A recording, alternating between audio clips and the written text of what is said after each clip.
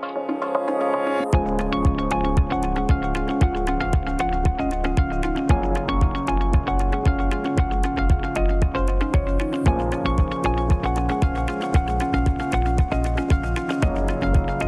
everyone, and welcome to Your Health, Your Choice.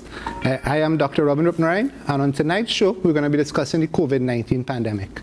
With me in studio tonight to give his own personal insights is a very esteemed Professor Harry. I'm just going to give you a little background on Professor Harry. Professor Harry is the Professor of Anesthesia and Critical Care at the University of the West Indies. Professor Harry is also the Director of Graduate Studies and Research at the University of the West Indies. And Professor also holds a PhD in Health Economics. As usual tonight, our numbers should appear at the bottom of your screens, and we should do our very best to answer your questions in the final segment of the program. So let's get the show going, and let's say hello to Professor Harry. Professor, nice to have you on the show today. Thank you so much for taking the time to come out and meet us and talk to our guests at home. Professor, just to get it going immediately, December has been a disaster for Trinidad and Tobago. It's been a very sad month for our population. Exactly. We're coming on to that time at the end of the year when many people will be looking forward to January 2022.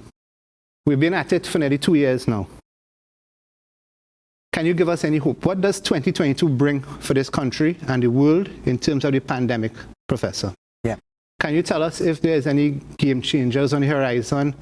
Is it going to be more of the same huge numbers of people getting infected, hospitals being overwhelmed, or are we going to see the beginning of the end of the pandemic? Yeah. And I say that in the background that, sorry to interrupt, that we're only halfway through the month of December. Correct. And it's the deadliest month on record yet. Correct. Professor, please. Yes, this is a very, very vital question. We did have ups and downs. We did manage very, very well during the start of the pandemic, as you all know. Yeah. And,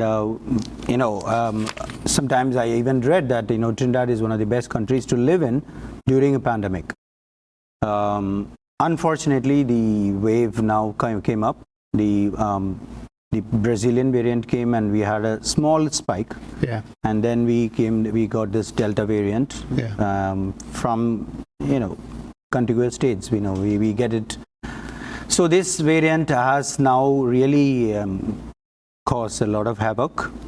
I must say that, the Christmas season is a bit scary for me because I see lots and lots of people already on the road, in the groceries and shopping and so on and so forth. But the constant question I always hear is that, are we going to live with it forever? And I can tell you that that's not the case. Okay. So the first good news is that, every pandemic, every epidemic has its own cycle. Okay. So we will develop herd immunity. Okay. But how we are getting herd immunity is key. So there are two ways of getting the herd immunity. See, in the 1919 Spanish flu, yes, what happened is nobody knew that there was a virus. They thought some bug infected everybody, and they lost millions and millions of people in the Spanish flu. And when many people got infected, yes, we lost lives, yes, but the others got some herd immunity. And also virologically, the virus evolves. Okay, virus is just a nucleic acid, RNA virus. Mm-hmm. So it evolves. Now, when we are trying, it's a race between us as humans and the virus. Mm-hmm. So the virus needs us to replicate itself. Mm-hmm. So that is why it actually infects us. Mm-hmm. Okay, so it doesn't want to kill us because they want some host mm-hmm. for replication. Mm-hmm. Now, what we are trying to do is to actually prevent the virus getting into us. Mm-hmm. We are treating them with so many convalescent plasma and all that. So the virus is now, we are vaccinating, mm-hmm. so the virus is now unable to get entry, mm-hmm. and so it evolves. Okay. But in the process of evolution, I will deal with variants later, but yes. in the process of evolution, mm-hmm. Virologically, when it gains power at one site, like for example, a transmission power or getting attached to the human being. That power it gains by evolution. It can lose the other power of virulence. So the virulence can go down. And it has happened in many viral diseases. But unfortunately, what we have with COVID is a textbook definition of what we call as an emerging infectious disease. So we don't have much knowledge about how this is going to evolve. And it's evolving every day. It's evolving every month. And so the hope is that it can weaken itself. And there are some indications that Omicron itself is not much virulent, but I don't want to jump to conclusions at this point of time, but it can weaken itself. That is one. Now, the major thing I wanted to tell you is that the herd immunity by vaccination and clearing the virus, instead of getting into the so many people getting infected and landing up in the hospital and in the ICU, and we losing lives like what we have, that also creates herd immunity. But unfortunately, this is a preventable mortality.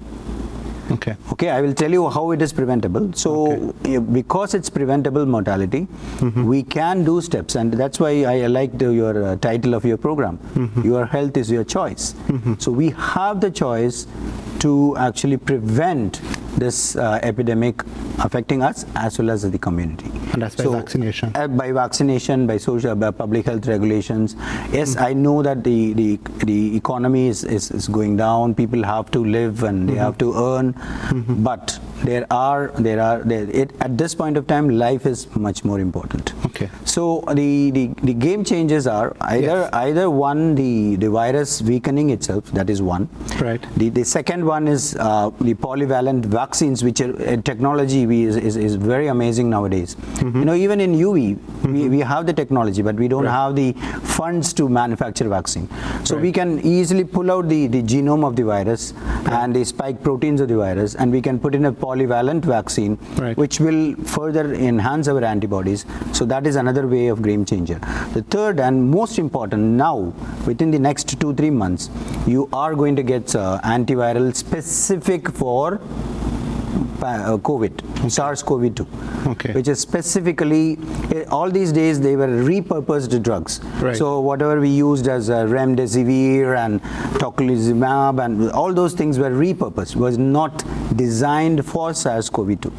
But what we have now, the molnupiravir, and today Pfizer released data that the Paxlovid.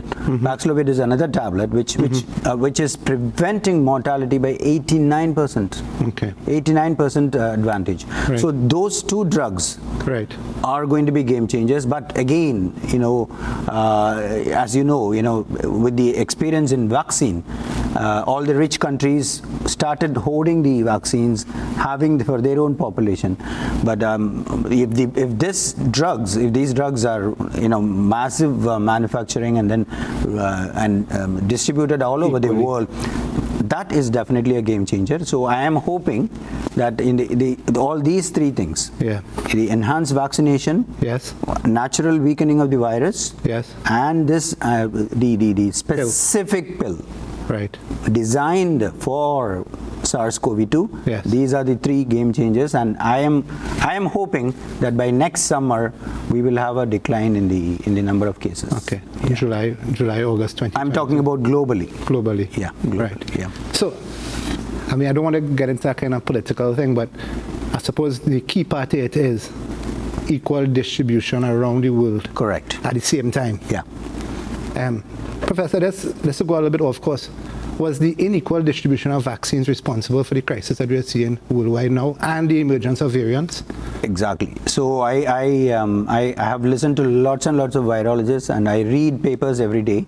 I mean scientific papers, not newspapers, because I am the editor-in-chief for the Caribbean Medical Journal. So I have to be keeping abreast of. So I get scientific articles every day. So I will tell you that majority of the scientists' opinion is that the vaccine apartheid, what we call as the unequal distribution of vaccine, and the one set of people is unable to clear the virus. Now variants, how do they happen? I will go into the variants part of it. Yes. So what happens in a virus is that, when people are not immunologically ready to face a virus, or immunologically already immunocompromised patients, these patients, when they have the virus in their system, it stays for long. When it stays for long, that is when it tries and changes all its amino acids, its nucleotide bases, and then because it has the time to enhance its ability. So with the enhanced ability, it is getting shed now and get access to the others. So that is how the variants spread. Right. So if you have a vaccine, right, okay, you get the virus cleared. So you don't have the virus in the system for a longer time. Right. So they don't have the opportunity to mutate and evolve. Okay. That is very well established virologically. Okay. Scientifically established that immunocompromise as well as low immunity because of no vaccine. Right. You are not able to clear the virus. And it allows it time to mutate. And that is where the variants of concerns come. Right. Now in the history of viral diseases and infectious diseases, yes, we have had variants which are, more than variants of concern. Completely, is a total variant. The classic pandemic example is HIV. Right. The HIV, yes, for more than 25 years we've been chasing after it. We have it. Yeah. But it just changes like crazy. Yeah. Last month, the same Johnson & Johnson came out with a vaccine for HIV. It was tested in 4 countries in sub-Saharan Africa. Yes. And the efficacy was 23%, because by the time they could get the vaccine thing, the virus changed. Okay. And that is not, luckily, that is not the case with SARS-CoV-2. Okay. What we have is variants of concern, which is like, we have something called a nonsense mutations. Right. So 15 amino acids, 30 amino acids is the Omicron is the largest number of segments of amino acids in the protein. Yes. So the spikes are the ones which go and get attached to our respiratory system. Right. So those spikes proteins, yes, that proteins are all made up of amino acids. Yes. Blocks. So 30 amino acids has changed. Now when the variants come in, there are 3 things which we have to be careful about. One is the transmissibility, okay, which is advantageous to the virus, and the second one is it can escape the immune escape. It can escape the vaccine, just like what I told with HIV. HIV, you cannot get a vaccine until now because it constantly there is an immune escape. So the immune escape is another problem for us with the variants of concern. And the third is the virulence or the lethality of the virus. So when you have these 3 things with the variants of concern, and luckily until now, okay, until Delta virus, we didn't have much of a, the transmissibility went up. We did not have much of an immune escape. The vaccines still worked. Okay. Within the range of, the efficacy came down. We all talked about 93, 94. It came down to 80 for Pfizer. Right. So the efficacy came down, but it still worked. Okay. So the efficacy, if it goes below 50, yes, is when it's gone. That brings us to the next obvious question. Yeah. Why are we rolling out a booster vaccination in Trinidad and Tobago? Why is it important for people to get this booster vaccination? Exactly. Or 3rd primary dose of the vaccine? It depends on how you look at it. Yeah, it's just the semantics. But what I wanted to tell you is that when there is an active epidemic, yes, it's like when we immunize children, there is no active epidemic. What we do for measles, mumps, it may come, so we just immunize them. Preventative. Right. But now what has happened here is that we are now in a pandemic, in an epidemic, in an outbreak. Yes. So at this point of time, the high levels of antibodies are very important. I understand. So the vaccines are not only antibodies. Vaccines has immunological memory. It causes what we call as a cell-mediated immunity. There are 2 types of immunity, B cell and a T cell. So the B cells are the ones which will secrete the antibodies for immediate protection from the virus. And the T cell is a long-term. So if you see the measles vaccine, the T-cell immunity is providing immunity for 25 years. Scientifically. So that can happen with SARS-CoV-2, but at this point of time we can't wait on the T-cell alone because it's a long-term immunity. We are actively in the pandemic.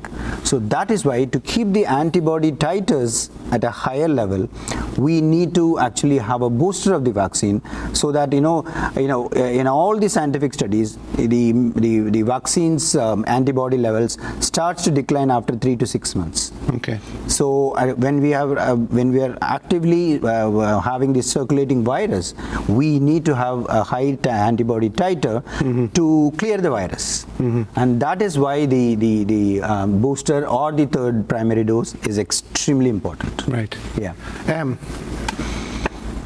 Is it that going forward that we will need this booster vaccination every 6 months?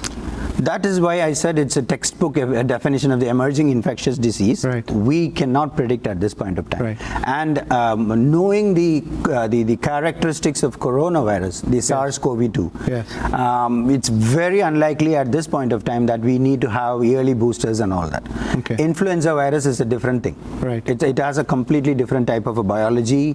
Right. It goes into, we know that it's swine flu, avian flu, goes into, and then comes back to this one with the different mutation, because there are two proteins in that, H and N, and that's why it's H1N1, H1N5, all types of mutations come in. Right. And the influenza biology is different. That is why we need yearly vaccine for influenza. Right. But for the SARS-CoV-2, it's almost like a measles virus and all that. Once we are hoping, most virologists are hoping that once we clear the outbreak, the epidemic or the pandemic, by the time all our T-cell immunity, everything will come up, immunological memory will be there, and then we need to just give it once in 5 days, 5 years or whatever. Okay. Like we have the other yellow fever vaccine, tetanus toxoid, so on and so forth. I mean, those are not, we don't have the outbreak. Right. So if I could just break it down a little bit there, Professor, what you're basically saying is we need to keep our antibody level of protection right up because we are in the heat of the battle. Correct. It may be in the future because COVID is a new virus. Correct. That we discover that the immunity provided through different mechanisms carries us through to the future. Correct. And when the pandemic becomes less of a pandemic and more of an epidemic, we will be able to control it with longer vaccination. With the longer vaccination. That is the hope of the virologist, because the biology of coronaviruses are different from that of the influenza virus. And that's really simply, does the vaccines cover the available mutations that we have at the moment? At this point of time, yes, but with the one caveat that we are still getting data with respect to Omicron. Right. We don't know. There are some studies so far that it has not completely escaped. Right. There is no immune escape. Right. I mean, most of the AstraZeneca vaccine, and then there are some virion vaccines in other parts of the world. Right. Those type of vaccines are still effective. The efficacy, as I told you, the threshold of efficacy is 50 to 55%. Right. So as long as 50 to 55% of the study group patients are controlled from severe infection and hospitalization and death, they give authorization for it. Okay. So so far it has not reached below the 55, and that is why I gave you the comparison for HIV, that every time you make a vaccine for HIV, it goes down to 23%, which is not possible. So they completely throw away the vaccine. They cannot even manufacture the vaccine because it's fast changing mutation. But luckily for us, with the SARS-CoV-2, it's not a fast mutation. We get once in a while, from different parts of the world, but still there is no report of a complete immune escape. Okay. So, I mean, you're giving us hope, right? Yes. And real hope based on scientific information and data, which is fantastic, and looking like around next year, towards the middle of next year. I'm moving a little bit away from the vaccine. I want to ask you, right now, I was reading that we have over 15,000 people with an active infection in Trinidad and Tobago. Is there any medication, anything that our patients or people at home could use and take to prevent them from getting unwell or needing to go into hospital? And I'm going to put a pin in that because you're going to answer that after the break. Sure. I'll give you 2 seconds to think about it. No problem. So guys, we're going to take a quick little break. Professor Harry is with us. It's been really engaging. I would like to tell you all that we'll take your questions at the end of the second break, and we'll be back in 1 moment.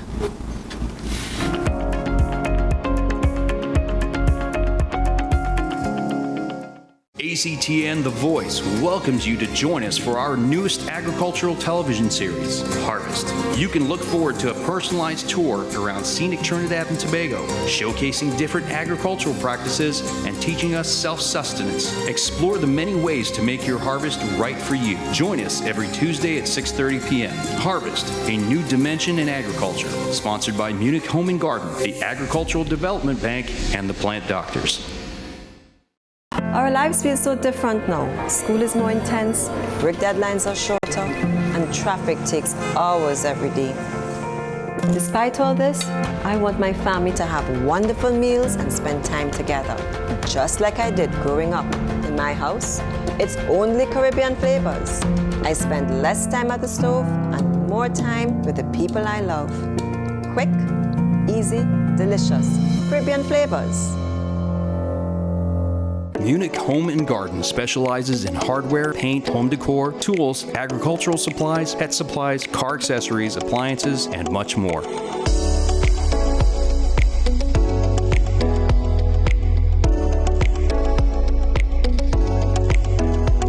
Located at Val Park Shopping Plaza, Atlantic Plaza, Point Lisas, and Eastern Main Road, St. Joseph. Shopping comfort with our well-secured outlets.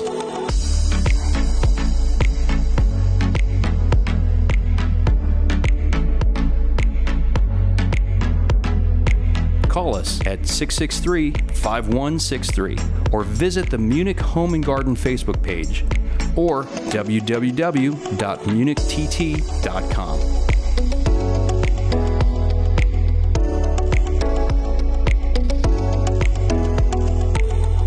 Munich Home and Garden, where we make shopping a fun experience.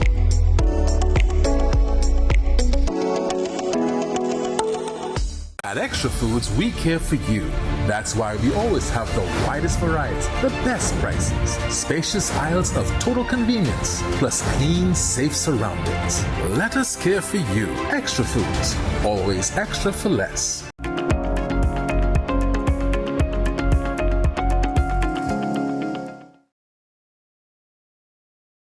Welcome back.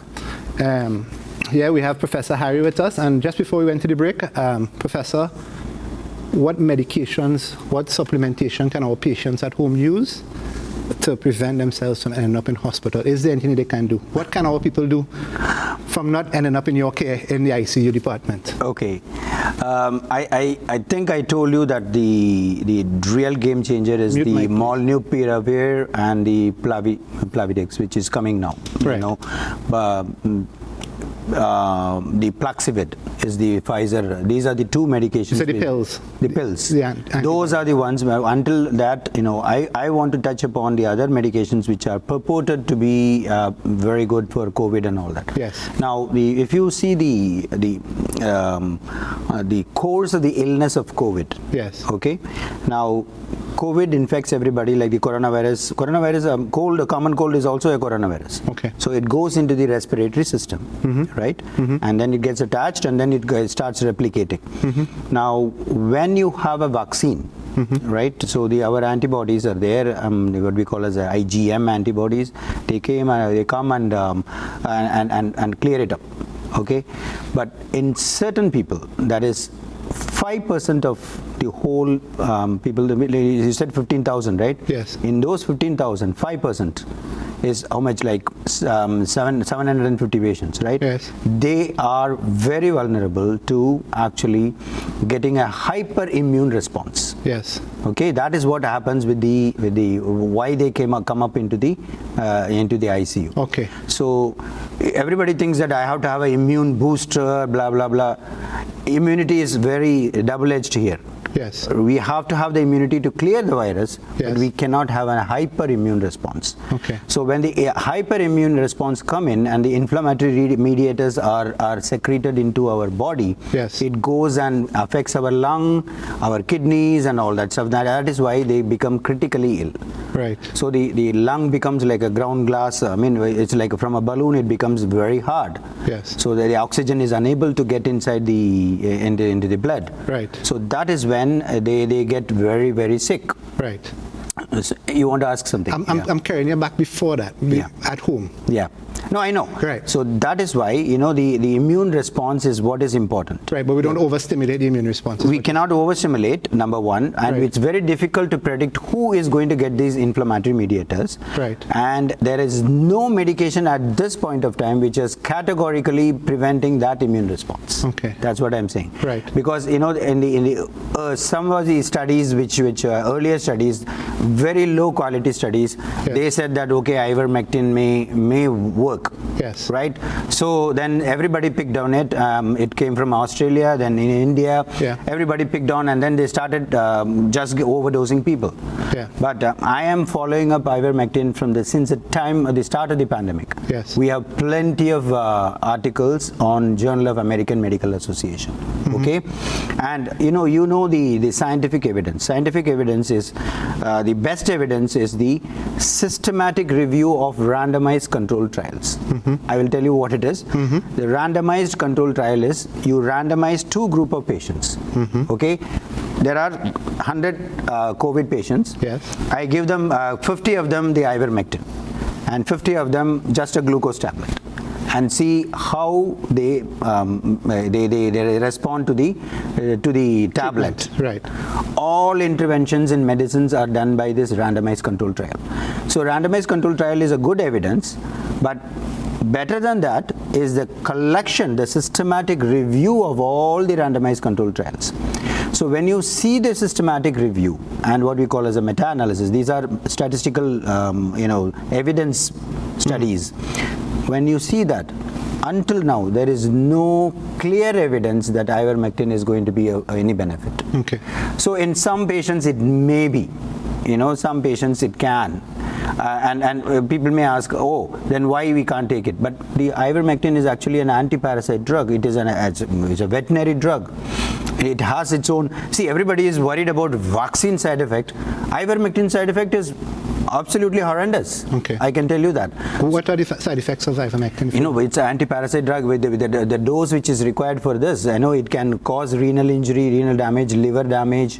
Yeah. I think it's important for the public to hear that as well for our patients, because a lot of people, it is something, I on social media, before I came in to meet you today, I was looking at social media to see what people are talking about as well, to try and dispel any myths. Okay. And ivermectin was something that was all over social media. Yeah. And I suspect a lot of people might be using it, not realizing the side effects. Correct. So I'm really glad if you could actually spell out the side effects, so at least people are educated to make a better choice. Correct. Because why I am saying that is, if as a scientist, yes, if I see the slightest evidence, like what we saw for molnupiravir and this Plaxivid, yes, slightest evidence that it has an edge over this one, we won't leave it. Why we will deprive people of having a good treatment? Mm-hmm. Because there is no, the risk is outweighing the benefit. Mm-hmm. This is why we are not put it in the protocol that, okay, everybody can give ivermectin. Okay. So because there is absolutely no clear-cut evidence as of now, yes, and the risk associated with that dose of ivermectin can be in a long-term liver failure, liver and kidney failure, and everything. Yeah. So that is why we have not put it in the protocol. Mm-hmm. People take it. But I don't know how can I say that. But I must dispel the myth that everybody cannot think that, oh, I took ivermectin, I will be fine. No way. Okay. There is no this one about it. And I will also tell about people telling me that in India Ivermectin was given right, left, and center, and that is why this one went down. That's right. That's not true. It's not because of ivermectin. Okay. The scientific studies, don't go by social media and the newspaper media. Scientific studies, even in India, have not established a clear benefit for ivermectin. Okay. So it's not because of ivermectin the mortality is less in India. There are many other hypotheses, including that India has lots and lots of infectious disease. People are so much used to infectious disease, and they have lots of cross antibodies, and they don't suddenly go for this hyperimmune response, which I told you. Okay. And that is when they land up in ICU. Right. So they don't go for that because I am so much conditioned to so many bugs coming into me. Right. So I know that I am primed. So that is one of the hypotheses. I'm not saying that out of my hat. No. This is one of the hypotheses by the immunologists that that is one of the reasons why not many people landed up in ICU in India. Right. But I must tell you that it is not always the case. I lost a 32-year-old close relative. Right. My niece's husband. Yes. And why I'm saying that it's absolutely difficult to predict who develops that type of a critical illness. So when you go into if anybody has a suspicion of COVID, the best thing is to be in a room, isolate themselves, all their contacts quarantine themselves. They take simple paracetamol to alleviate the fever, and then measure the temperature every 4-6 hours. Then take plenty of fluids, and you can take, because it's a respiratory illness, you can take some sort of a antihistamine which is available in over the counter. You can take a histol syrup, or you can take an Allegra, or Zyrtec, Claritin, whichever they want. I mean, it's available over the counter. What's the role of zinc? That's again the same thing, like ivermectin. Everything. No. I mean, even vitamin C, high dose vitamin C was purported to be a big thing. Absolutely nothing. No scientific evidence. No scientific evidence. They all of them are what we call as adjuvants. Okay. There is no direct effect of it. Okay. So because they are antioxidants, right, and the oxidation and the process is the one which will cause liver. I mean the organ damage.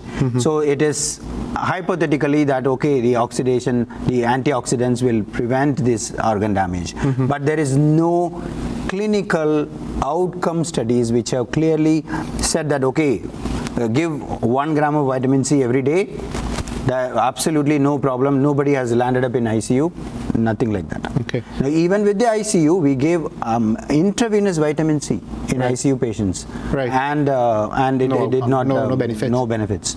So these are adjuvants. You can do that, but because vitamin C and other things are not much of a side effect, I won't say no. I understand. But because ivermectin it's an anti-parasite, it's a veterinary drug. Yes. Currently, only in our veterinary school in UV we use it. Right. Okay, but we get it in suitcase and suitcase trade, and the humans are using it. Yes. But as of now, we have approval only for veterinary use. Okay. So it is a veterinary drug. So the thing is no clear benefit. If it is a clear benefit, I am the first person to say to grab it. Right. So the patients at home just monitor the temperature, increase the fluids, just like regular flu. Exactly. And if they can get a small pulse oximeter, which is available in all the pharmacy, they can just measure the oxygen saturation, and only when it goes below 90 or close to 90, and they will feel some shortness of breath, then immediately call an ambulance and get into a hospital. Okay. So that is the time. But everybody won't get it, and that's why the whole the statistical this one is that 80% of the people will be 80 to 85% will be absolutely fine. Okay, so that brings me to the next question. So you're saying that of the cohort of people that have coronavirus or diagnosed, tested positive, my apologies, 80% will not need hospitalization. Nothing. Nothing. Yeah. Just be at home and isolate yourself. Right. So I'm assuming that 20% of them would need hospitalization, acute medical care. No, 20% of them can get a little intense form of the disease. Right. Within that to 20%. Right. Okay, only 5% becomes critically ill. Right. So those 5% make their way to the acute hospital. Yes. My question to you is, and which is very important now, is what percentage of that 5% ends up in the ICU department? No, 5% ends up in the ICU, okay. Of which half of it, 2.5% in the overall numbers, yes. they die. Right. But 2.5 is the global average. Right. If you see the current, now the trend, today is 30. If you see the numbers here, yes. If you see the case fatality rate of Trinidad and Tobago, yes. It has reached 3. Okay. 2.98. 3. Almost 3%. 3% of the people. And the global average is 2.5? Yes. Okay. Yeah. Okay. Professor, this is a question that the public asks all the time, me.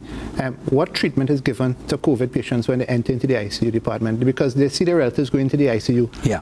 And 2.5, some of them don't see their relatives ever after. I know. They want to know what happened.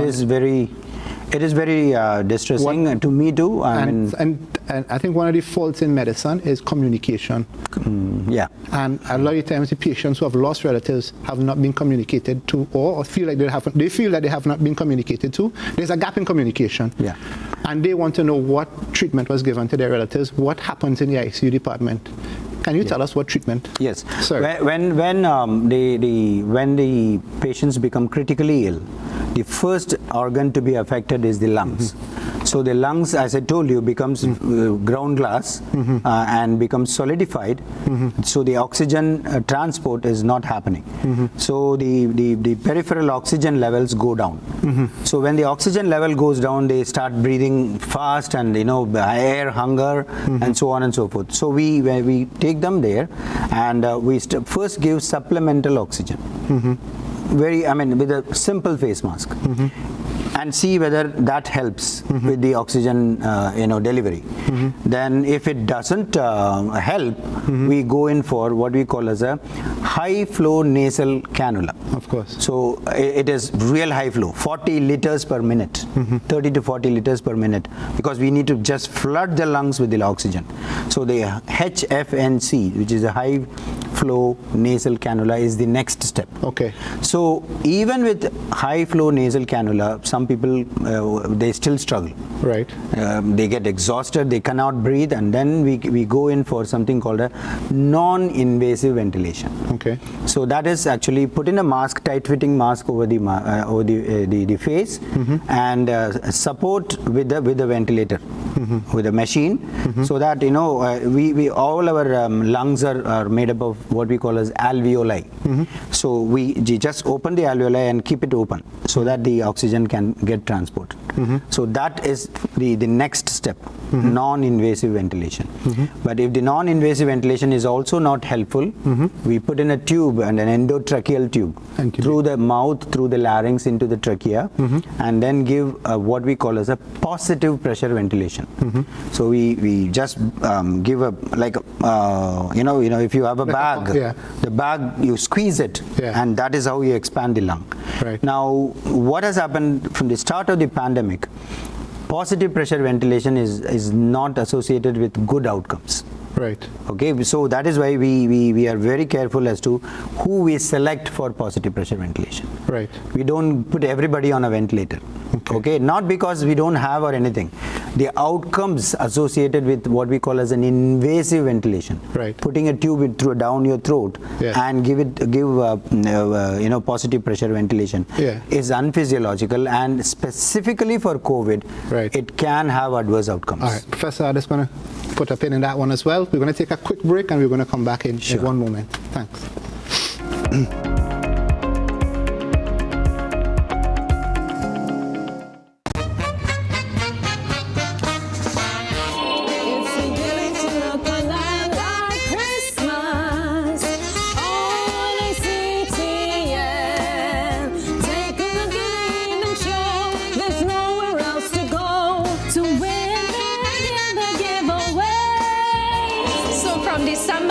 It's December 24th. Right here on the evening show, we'll be having 12 days of giveaways!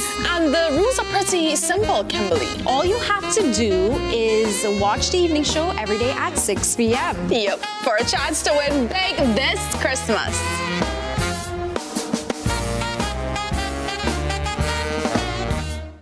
ACTN The Voice launches a new and versatile culinary series called Stacy's Kitchen. Stacy will be packing up her trolley at Prasad's The Food King supermarket and making a special stop at the Chadak Lane. We will showcase how to make tasty international cuisine with our local products. We emphasize meals on a budget with our selected ingredients. Join us on ACTN on Monday evenings at 6:30 p.m. Don't miss Stacy's Kitchen, exclusively on ACTN The Voice. Welcome to the Chatak's Kitchen, where it's tastier and spicier. For even more taste, cook with Chatak's Amchar Masala, saffron, ground jeera and black pepper. Mix in Chatak's mild, spicy Madras curry. Get a burst of excitement with a mango Amchar, pomsade and mango kuchila, lime and pepper chunks, West Indian hot sauce and lime pepper sauce. Plus, Chatak's tamarind and mango chutneys are perfect with halori and sahina. So make your kitchen a Chatak kitchen. Chatak's fruit products, bringing good taste to life. Keep the popcorn popping, no, we're not stopping. Relax. So you know we in session. Time to talk through it, I don't miss a load. Relax. So you know we in session. Don't you deal it, catch me on your TV. Every Thursday, ACTN The Voice in session. Yo, my name is Elisha. And my name is J. Prince. This Thursday and every Thursday at 8 p.m. we are in session.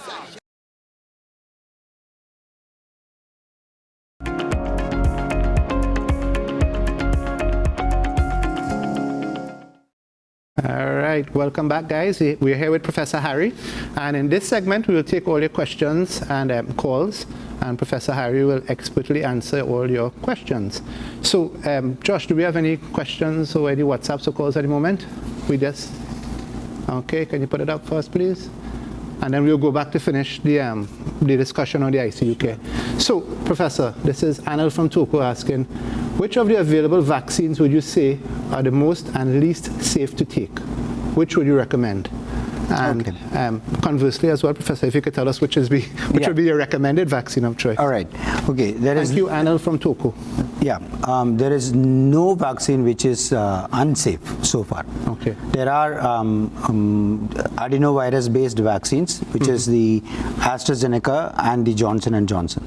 Okay. You have virion-based, that is inactivated virions. That is our Sinopharm and Covaxin and so on. And then you have the mRNA-based vaccine, which is the Pfizer and Moderna. Now, if you go through the efficacy rates, not only the initial efficacy rates when they got the FDA approval, now we have 4.5 billion doses of given, right? So we have plenty data now. So if you see the efficacy rate, the best vaccines so far are the modern mRNA vaccines. Right. Moderna is number one. Moderna. And we don't have it. Pfizer is almost very close to that, in the 93 to 94%. But with the Delta variant, it has come down, but not to the level of, not too low. Now, the Sinopharm vaccine, which is a virion-based vaccine, the Delta variant, the efficacy came down. Okay. It came down to around 66%. Okay. So that is why we are seeing breakthrough infections with the Sinopharm. Right. And that is why people who had the Sinopharm should go and take the third dose immediately. Okay. Whichever is available. According to the ministry, it has to be Sinopharm. Yes. But scientifically speaking, you can take Pfizer, you can take anything, because what we call as a heterologous boost. Right. That's a term in the immunological one. So if you take a different type of vaccine, the antibodies mounting up will be better. Right. But whatever it is, you must take the third dose too. So there is no unsafe vaccine. Right. But if you see the efficacy of the vaccine, the mRNA vaccines are the top. Right. The adenovirus-based vaccine, which is the Johnson & Johnson and the AstraZeneca, is in the second level. Right. Right. And then the Sinopharm and the Covaxin and the Virion-based things are all at that level. Okay. Now, as we are on that, we are now actually testing. Phase 3 clinical trial is going on in at least 3 vaccines, which are nasal spray vaccines. Very good. So nasal spray vaccine is very good for our Trinidadians. You know, I mean, especially Caribbean. I worked in Barbados too. Right. Doc, I don't want the needles. Yeah. So that type of for those type of people, not only for the needle fearing people, but also there is a scientific advantage in that. Right. Now, I told you that when we get the vaccines as an intramuscular dose, or you know, like that is what we get all our vaccines. So it creates an antibody called an IgM antibody. Okay. Yes. But there are something called IgA antibody, which is actually, I mean, which is right there in the respiratory mucosa. Right. So that is not heavily, you know, mounted with these intramuscular. So when you have a local nasal spray vaccine, the local antibodies are much more stronger, and the virologists are saying that, you know, there is a possibility that even transmission can be prevented with that. Right. Now we are preventing only the severity of the illness.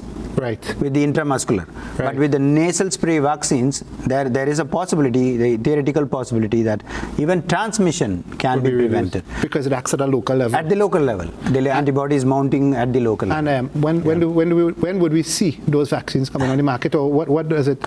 Actually, yeah, the time was like, I mean, they were saying October, November of at least one of the vaccines, but the phase 3 trials are still going on. Right. You know, the phase 3 trials, they have to test in 15-20,000 patients. Okay. So the same randomized control trial which I talked about. Right. So that is actually happening, and I am hoping that early next year we will get some. All right. All right. Josh, Giles, any more questions, WhatsApps, calls? All right, Professor, you were telling us that we were going back to the ICU care. You were saying that the positive pressure ventilation, the patients didn't fare. Yeah, they don't do very well. I mean, we do get we have recovered many patients, but if you see the proportion of patients who recovered versus who died, once they go on a ventilator with a tube, there is a very high mortality.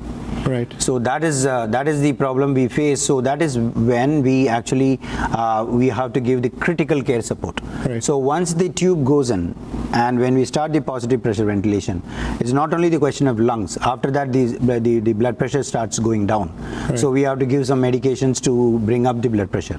So the heart, the cardiovascular system goes down. Lungs is already gone. Then what happens? You know, when the blood pressure goes down, you don't have a good perfusion to the kidneys, so the kidneys will start failing. All right, Josh, we have a caller there. Can you take the call? Hello? Hi, good night.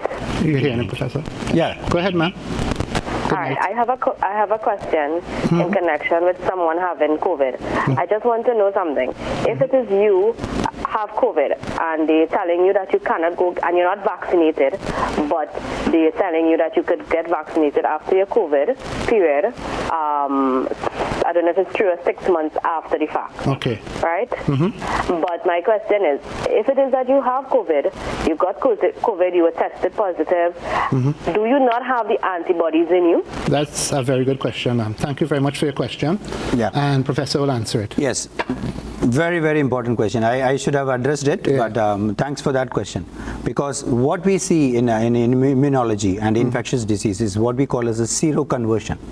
Seroconversion is a technical word for how much antibody response you mount, okay, for a particular disease. Now there is seroconversion for spontaneous infections, okay, and there is seroconversion for vaccination. Throughout all the studies, whatever has been published, the vaccination induced antibody response is far better than the natural response of because of the COVID. Right. So for example, if you had COVID, the antibodies will stay only for like probably, the titers will be there for probably 2 months to 3 months, maximum 6 months, but it starts declining.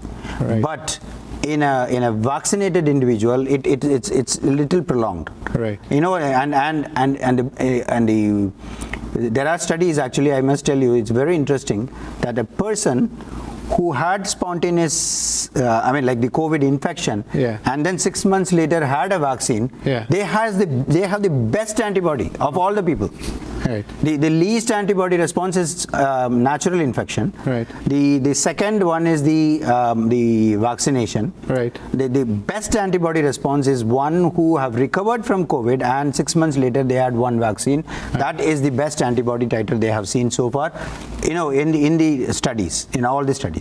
So that is why we say that even if you had a COVID, your antibody titers are not good enough to carry it on, and with the new emergence of variants, there is reinfection nowadays. Okay. Because Omicron is actually reinfection. Right. People are getting reinfected. Right. And that is why we need to have the higher antibody titer. Right. So that hierarchy you should remember.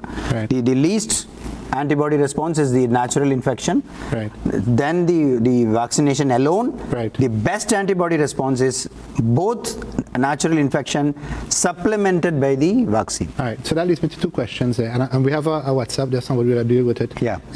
So the real way that we're going to get herd immunity will naturally be because of vaccination, then. Yes. Because the natural immunity does not hold. No. That's why. That is why we are pushing. That's why we have to vaccinate. Yes. So we will never reach. The second point being, well, we'll take the WhatsApp. Josh, you can put on the WhatsApp, please. Hello. My husband had COVID in May, but was never hospitalized. To this present day, he has heart palpitations. What can he do to rectify or help? That's a very relevant question. Yeah, very interesting question. I mean, the heart rate increasing and the palpitations can have many reasons. Right. One is residual, if there is a residual hypoxemia, what we call as oxygen levels are not up to the mark. Okay. Yeah. So some people have what we call as a long COVID. Long COVID. So and then the ground glass modification of the lung, I said, it takes for some people, it has taken 8 months to 10 months to even resolve.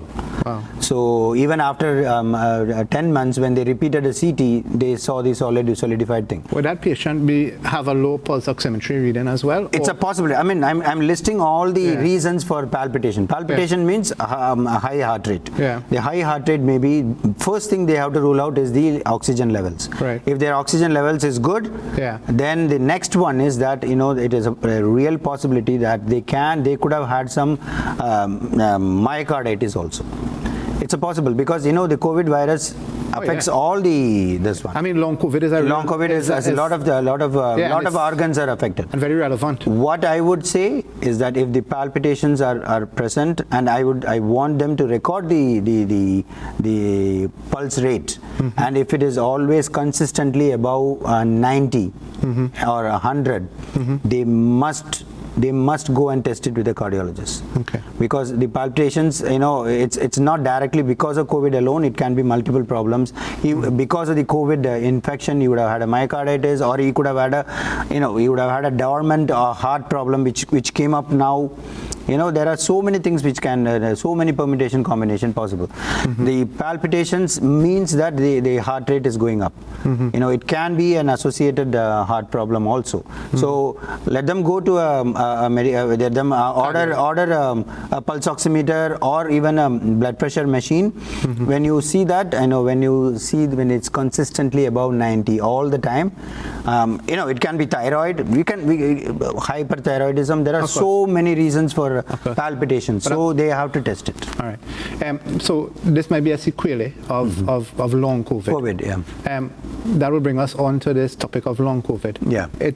I was hearing on the BBC the other day that over 1 million patients in the United Kingdom now have long COVID. Correct. I'm not hearing it being addressed much locally. Is this going to be a big problem? What is long COVID? How long does it last? It's a new virus. Yeah, it's a new virus, emerging infectious disease.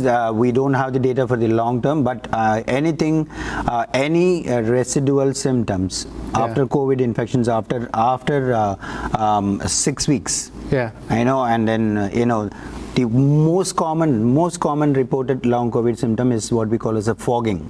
Right. So the CNS symptoms. Right. CNS is central nervous system. Right. So the fogging is one of the inability to concentrate is a real serious problem with the long COVID. And they are unable to concentrate. They are unable to do their work properly, and then they have vague body pains, insomnia.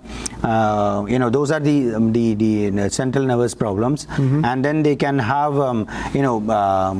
loss of appetite, constant nausea, vomiting. There are urinary problems. Every single organ can be affected with the long COVID, but luckily it's not very severe to cause a hospitalization. But the psychological problems and the central nervous system problems have actually made people hospitalized. And the other major issue where people have hospitalized is the fibrosis of the lung. Right. That is a real problem. Right. People, I read a report where they have even, you had to do a lung transplant. Wow.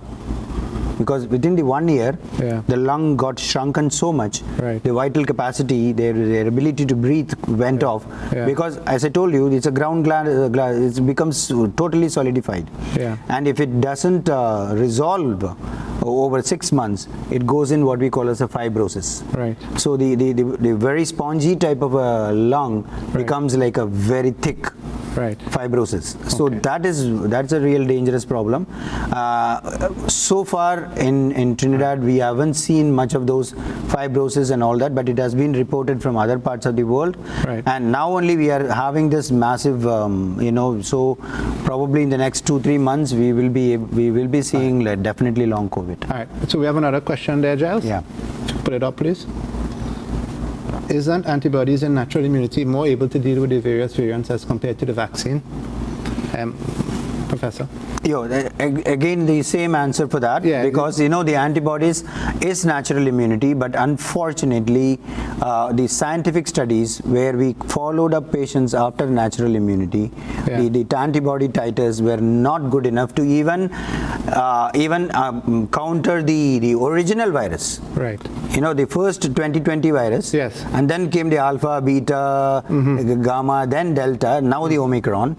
Even the original pre-alpha 2020 virus, even that the natural immunity was not strong enough.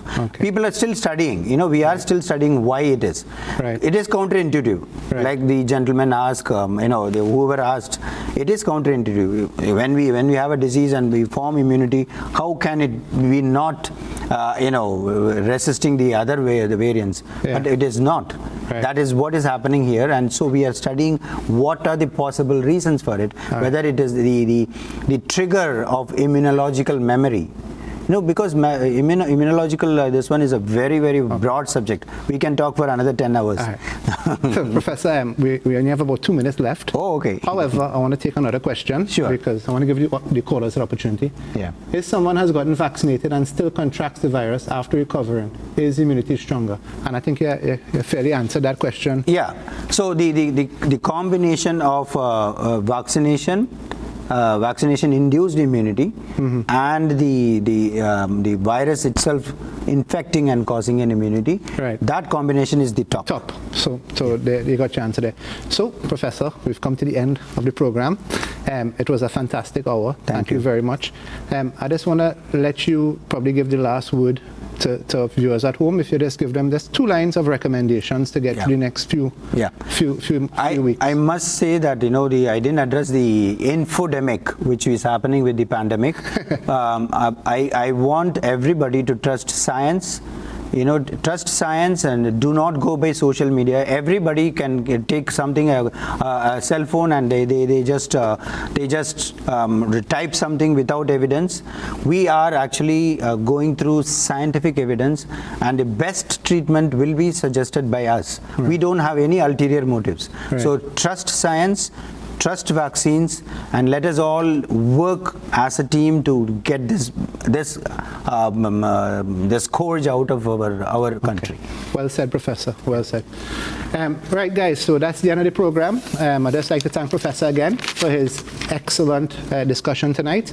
I'd like to thank you at home for joining in. I would also like to thank those who called in, those who sent in messages. We really appreciate it. And just to let you know that tonight's show, yes, Giles, tonight's show will be the final one for the year. And we'll be back next year.